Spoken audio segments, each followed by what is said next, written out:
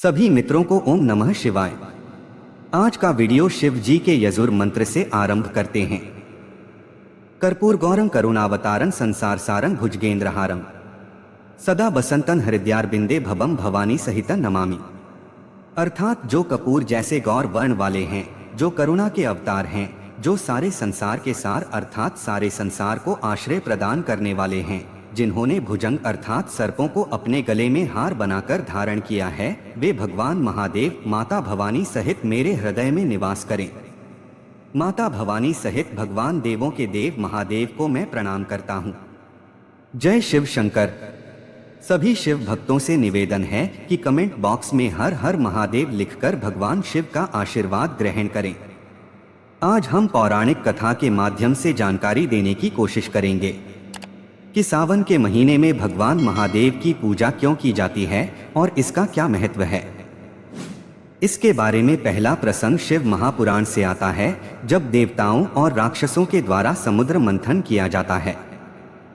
तो समुद्र मंथन से 14 रत्नों निकले, जिसमें एक कालकूट विष भी निकलता है, और भगवान शिव उस विष को अपने कंठ में धारण कर लेते हैं, और विषपान करने के कारण भगवान शिव का ताप अत्यधिक बढ़ जाता है। तब इंद्रदेव भगवान शिव पर पानी की वर्षा करते हैं, जिससे भगवान शिव का ताप शीतल हो जाता है। यह घटना सावन का ही महीना होता है, जब इंद्रदेव भगवान शिव पर जल की वर्षा करते हैं। भगवान शिव देवराज इंद्र पर खुश होते हैं और उन्हें आशीर्वाद देते हैं। फिर भगवान शिव देवराज इंद्र से कहते हैं कि तुमने इस सावन के महीने में मुझ पर पानी वर्षा कर मुझे शीतलता प्रदान की है, सो आज से यह पावन महीना मेरे लिए बहुत प्रिय हो गया है। इसलिए जो भी भक्त इस पावन महीने में मुझे जल चढ़ाएगा, उस पर मेरी बहुत विशेष कृपा रहेगी। तभी से सावन के महीने में भगवान महादेव की विशेष पूजा की जाती है। वैसे तो ज्येष्ठ और आषाढ़ के महीने में भयंकर गर्मी के कारण पृथ्वी लोक का ताप बढ़ जाता है और सभी प्रकार के जीव जंतु गर्मी बढ़ने के कारण परेशान हो जाते हैं। फिर सावन के महीने में इंद्रदेव जल की वर्षा करते हैं, जिससे कि धरती पर रहने वाले सभी प्रकार के प्राणियों और जीव जंतुओं को बहुत शांति मिलती है और वे खुश हो जाते हैं और भगवान इंद्र की जय जयकार करते हैं। मान्यता है कि सावन के महीने में भगवान शिव माता पार्वती के साथ घूमने के लिए पृथ्वी लोक पर आते हैं और इसी समय भक्तों को भी उनकी पूजा करने का मौका मिल जाता है। इसके बारे में दूसरा प्रसंग भी शिव महापुराण से ही आता है कि जब माता सती के पिता प्रजापति दक्ष ने अपनी राजधानी कनखल में एक बहुत बड़े यज्ञ का आयोजन किया, लेकिन उन्होंने अपने जमाता शिव और पुत्री सती को यज्ञ में आने के लिए निमंत्रण नहीं दिया। लेकिन फिर भी माता सती भगवान शिव से अपने पिता प्रजापति दक्ष के यज्ञ में जाने के लिए हठ करती हैं। लेकिन महादेव सती माता को समझाते हुए कहते हैं कि बिना निमंत्रण के कहीं भी नहीं जाना चाहिए, फिर वह चाहे वो अपना पिता का घर ही क्यों न हो। लेकिन महादेव जी के बहुत समझाने के बाद भी माता सती अपने पिता के उस यज्ञ में बिना बुलाए ही चली जाती हैं। जब माता सती यज्ञ स्थल में पहुंची तो दक्ष प्रजापति ने शिवजी की बहुत निंदा करते हैं।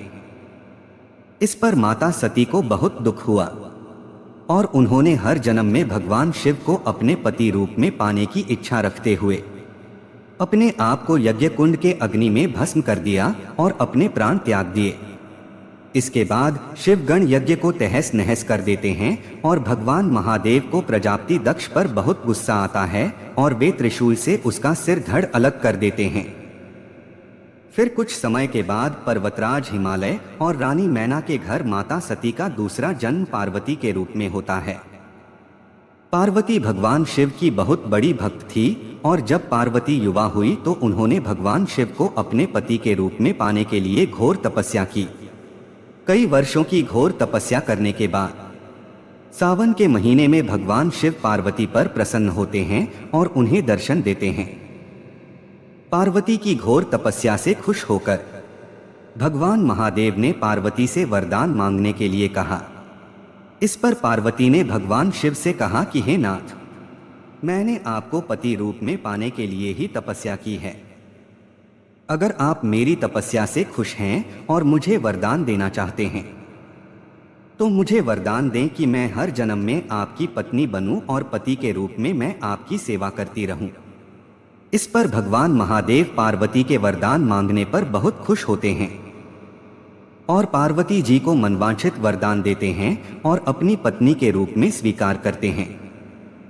फिर भगवान शिव पार्वती से कहते हैं कि जिस प्रकार तुमने तपस्या करके सावन के महीने में मुझे प्राप्त किया, उसी प्रकार अगर कोई अविवाहित कन्या सावन के महीने में जल से अभिषेक करके कुमकुम और चंदन का लेपन लगाकर मेरा पूजा करेगी तो उसको भी मनचाहे वर की प्राप्ति होगी। तभी से अविवाहित युवतियां सावन के महीने में उपवास रखकर शिवलिंग पर दूध और जल चढ़ाकर कुमकुम और चंदन का लेप लगाकर भगवान महादेव की पूजा करती हैं, जिससे भगवान महादेव बहुत खुश होते हैं और उन्हें मनचाहा वरदान देकर उनकी मनोकामना पूरी करते हैं।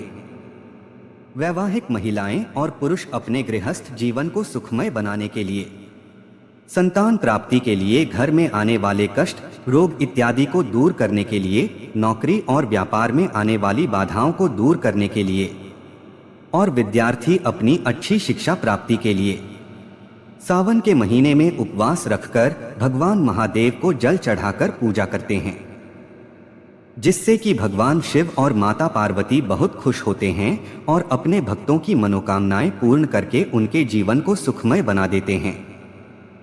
तो यह थी सावन के पवित्र महीने में भगवान महादेव और माता पार्वती की विशेष पूजा के बारे में एक छोटी सी जानकारी अच्छी लगी तो वीडियो को जरूर लाइक करें। वीडियो में अंत तक बने रहने के लिए आपका बहुत बहुत धन्यवाद। हर हर महादेव।